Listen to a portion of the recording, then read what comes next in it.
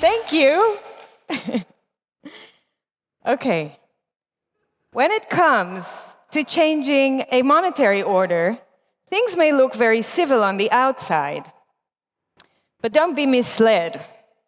Behind the scenes, it looks more like this game of musical chairs. A bit more chaotic. Today we'll dive into the evolving global financial landscape, looking at how global agendas, nation-states, and financial institutions are piecing together a new monetary system under the banner of innovation, security, and climate action. The puzzle pieces are digital currencies, stablecoins, CBDCs, and even Bitcoin, as well as carbon markets and digital IDs. I'll attempt to map out the fast-changing chessboard and connect the dots between financial trends, political agendas, and the fight for economic freedom. A bit of background. 81 years ago, Bretton Woods agreements made the United States the world empire and the US dollar the world's reserve currency. Bretton Woods architected a blueprint for how the world would operate money for the next few decades. Historically, every 80 to 110 years, we see a change in world empires. At the end of every cycle, we experience crises, emergencies, pandemics, or wars. It's the fourth turning. Will the US and the US dollar maintain their position in the next cycle? I do believe that's the intention, as the world enters the truly digital age of money. We have a breaking down of the monetary order. We are going to change the monetary order because we cannot spend the amounts of money, so we have that problem. We are having profound changes in our domestic order, how ruling is existing, and we're having profound changes in the world order. Such times are very much like the 1930s. I've studied history, and this repeats over and over again. So if you take tariffs, if you take debt, if you take the rising power challenging the existing power, if you take those factors and look at the factors, those changes in the orders, the systems, are very, very disruptive. Ray Dalio there, and Dr. Pippa Malmgren tells us exactly what the plan is. Whether implemented through CBDCs or stablecoins, it doesn't really matter. Countries are racing at the moment to implement their digital financial system. What underpins a world order is always the financial system. I was very privileged. My father was an advisor to Nixon when they came off the gold standard in '71, and so I was brought up with a kind of inside view of how very important the financial structure is to absolutely everything else. And what we're seeing in the world today, I think, is we're on the brink of a dramatic change where we are about to, and I'll say this boldly, we're about to abandon the traditional system of money and accounting and introduce a new one. And the new one, the new accounting, is what we call blockchain. It means digital. It means having a almost perfect record of every single transaction that happens in the economy, which will give us far greater clarity over what's going on. It also raises huge dangers in terms of the balance of power between states and citizens. In my opinion, we're going to need a digital constitution of human rights if we're going to have digital money. But also, this new money will be sovereign in nature. Most people think that digital money is crypto and private, but what I see are superpowers introducing digital currency. The Chinese were the first. The US is on the brink, I think, of moving in the same direction. The Europeans have committed to that as well. That's from 3 years ago, and we're seeing this playing out now.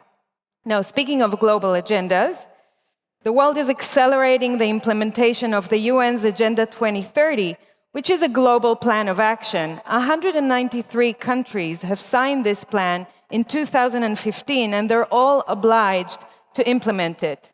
It's a global framework covering all areas of life, made out of 17 Sustainable Development Goals. Unfortunately, the deeper you look, the more you realize it's a collectivist plan that aspires to tighten control over humanity while eliminating individuality and human rights. It benefits the world's powerful, wrapped up in a nice, innocent language. The World Economic Forum envisions your digital ID in the center of your life. I've marked here a few areas related to finance, and essentially being identified digitally sits at the core of today's financial system. In simple terms, if the state knows who you are and what you do with your finances, it allows you to function. The digital ID is a key pillar in Agenda 2030. The UN estimates that 10 of the 17 Sustainable Development Goals cannot be met without first closing the identity gap. Now, regulators and financial institutions favor certain monetary instruments over others these days, from tokenized assets and deposits to regulated stablecoins to CBDCs, even KYC Bitcoin, ETFs, strategic Bitcoin reserves. All are at play in various stages. Cash, non-KYC Bitcoin, that is what criminals do in the eyes of the state. So, as long as you're identified and the relevant institution has granted you permission, you're good to go. Essentially, we're at the buffet stage, the buffet of monetary instruments. Think of chefs as nation states and central banks. They experiment with various dishes till they find the chef's favorite. A few global trends expedite the introduction of a new monetary order. Strengthening of the BRICS bloc, de-dollarization, closing banks and debanking, rising debts and deficits, reducing cash and privacy, Bitcoin as a growing threat to money monopoly, and, of course, damn wars that bring so much death and destruction. Let's talk about CBDCs. CBDCs reflect the Overton window of financial control, with retail CBDC being on the extreme dystopian end of the spectrum, and other monetary instruments or tools are more digestible and softer, and they're on the other side of the spectrum. Where you see, in places that you see retail CBDC being eliminated, you'll see other centralized monetary tools being promoted. In this graph, you can see that in the last 3 years, central bankers haven't changed their mind about rolling out CBDCs, and if anything, have become more inclined to roll it out. The good news is that the people's pushback on retail CBDC seems to be working in some countries, while wholesale CBDC is on the rise, and there are more than 40 pilots running around the world to implement wholesale CBDC. The hype was focused on the retail CBDC space. And a lot of that hype has not played out because despite all the pilots, and we did them too, we were quite active in the CBD space for quite a while, and we did retail pilots. We have very good retail payments infrastructure already. So the additional benefit of having retail CBDC is not entirely clear. So I think that combination of not having a very clear use case, plus the concerns that people have, like on the privacy and whatnot, have caused a healthy skepticism about when we're likely, if we're likely to see stuff happen in terms of a full production rollout of retail CBDC.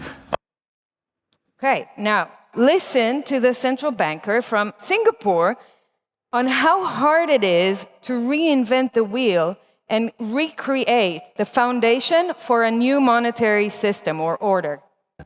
Very quickly, we came to the conclusion that it needed a horizontal foundational digital infrastructure to enable that interoperability across networks, across assets, and across currencies, because this represents, the most significant opportunity to reap the full benefits of asset tokenization. So on the one hand, there's the public blockchain, right? It has a global network, right, which is there but Bitcoin? for accountability reasons, right, and governance reasons, you can't reasonably expect, regulated FIs to put high-value transactions through on a daily basis, right?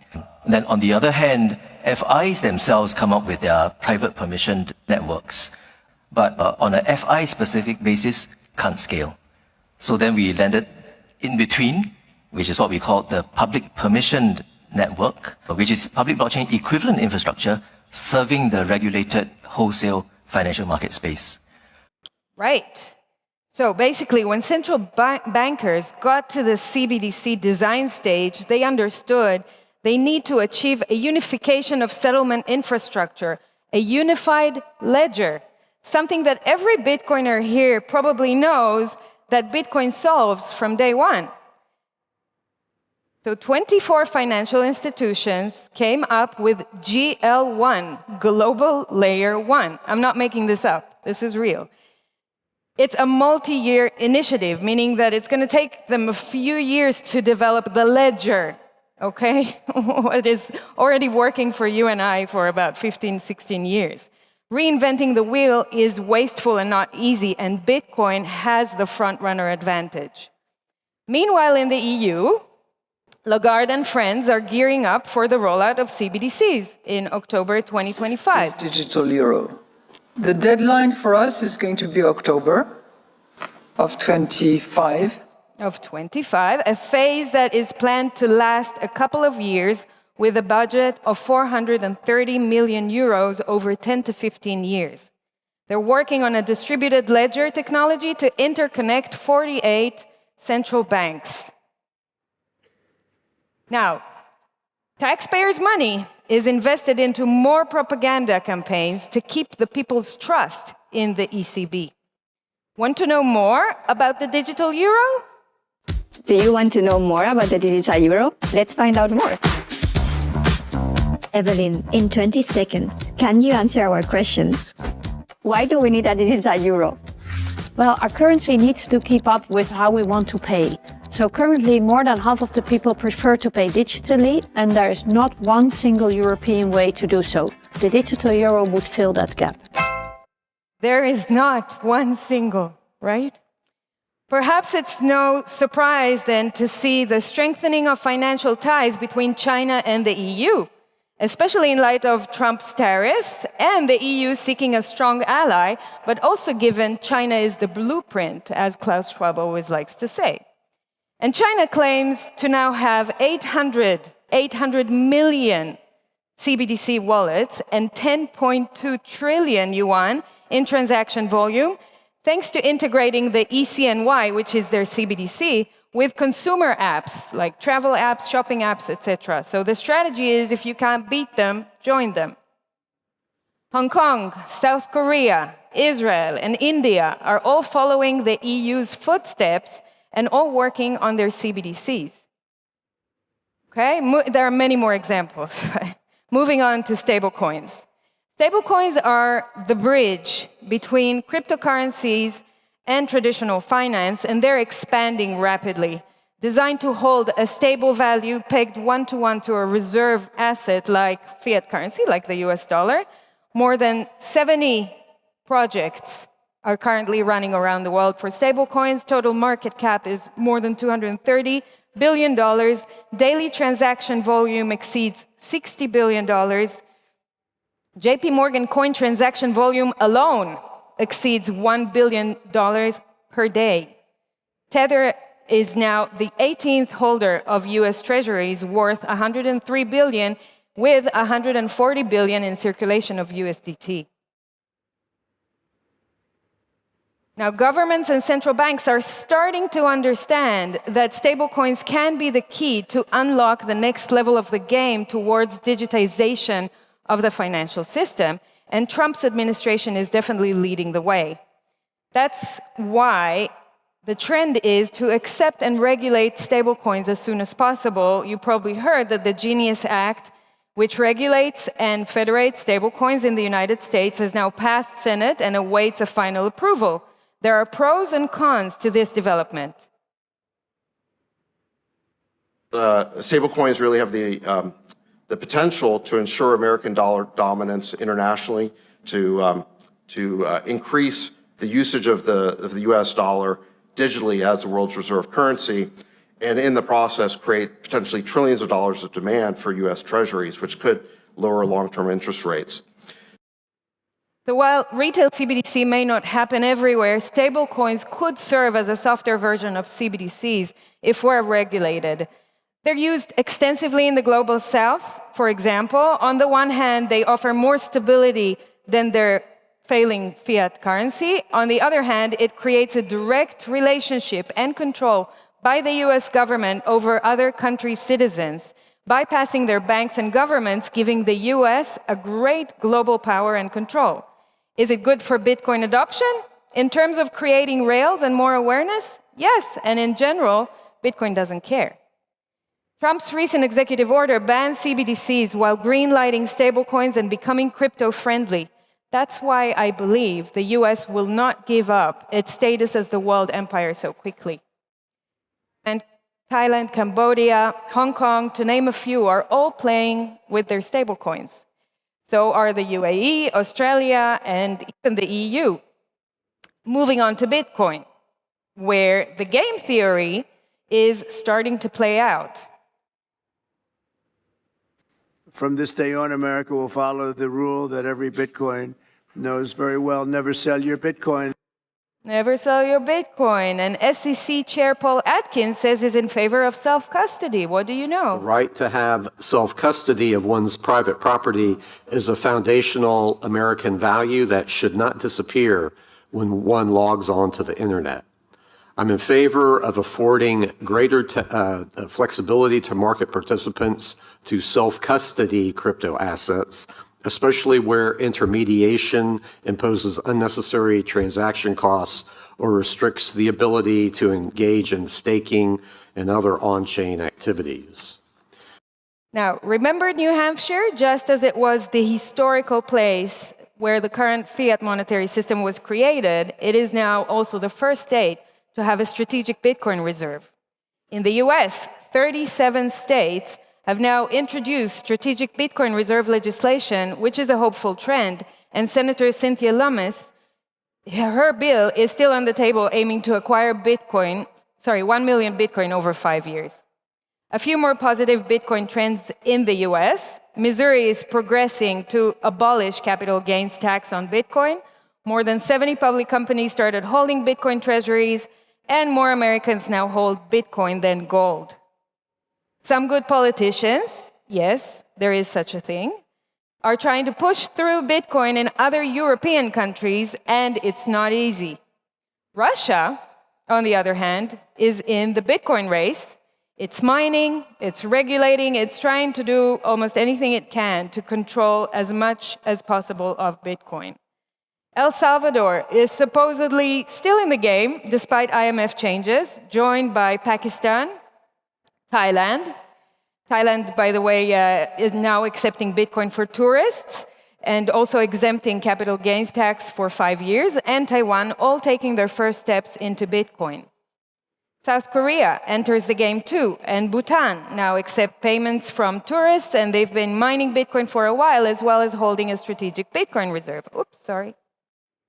Going too fast. There we go. Okay, lastly, let's take a look at another piece of the puzzle, carbon markets driven by climate agenda. They could act as an important piece in the new digital monetary order. Remember Agenda 2030 and its goals? Climate plays a big role in this agenda. It affects all other sustainable development goals, including the new monetary order. It's used as the excuse to enact more control of the population and to drive economy forward. Climate change is still on top of the global agenda. From decarbonizing to nature-based solutions, from building a circular economy to developing nature credits, the Paris Agreement continues to be the best hope for all humanity.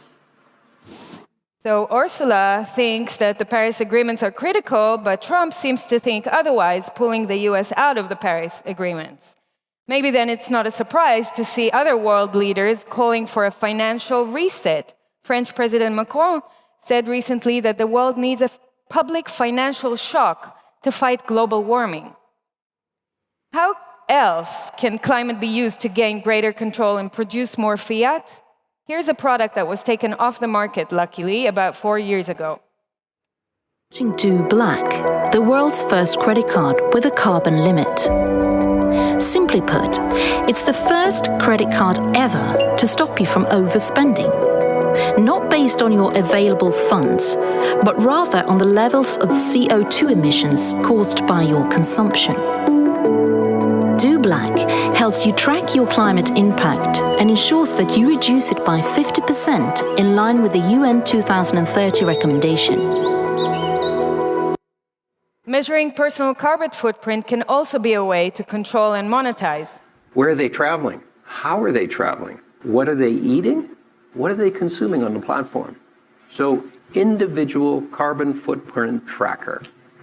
Stay tuned. We don't have it operational yet, but this is something that we're working on. Now, carbon markets are on the rise as well, with many projects monetizing natural resources worldwide. This is what it looks like when fiat incentivizes greedy, power-hungry bureaucrats to play the game of monetizing nature. Today, carbon pricing, ETSs, carbon taxes already cover about 25% of global emissions, right? We should actually look at scaling this, right, to cover all 100% of carbon emissions. And beyond carbon, let's think about other aspects of nature that are easier to quantify. We probably will not be able to quantify everything on day one, but what about water? Right, that's also quite possible for us to start integrating systematically into current trading carbon pricing mechanisms. Okay, I don't think that the climate agenda will prevail because it is counterintuitive to life and it is unsustainable, but I sure do think it will take time to dismantle. Okay, I hope this gives you a glimpse into the puzzle and what it takes to piece it together. I believe that each country will adopt a different instrument, and it will be a bumpy ride till the new monetary order sorts itself out. But in my humble opinion, Bitcoin will probably lead the way as the most mature technology and best store of value asset, followed by its medium of exchange capabilities, especially if the US decides to embrace it. Luckily, for us, it remains the only viable way to maintain self-sovereignty and financial freedom. We have a few more years of this ahead of us till things settle down, and hopefully, we'll see Bitcoin emerge as the world's reserve asset in the new monetary order of the 21st century. While they play musical chairs, you get on the ark.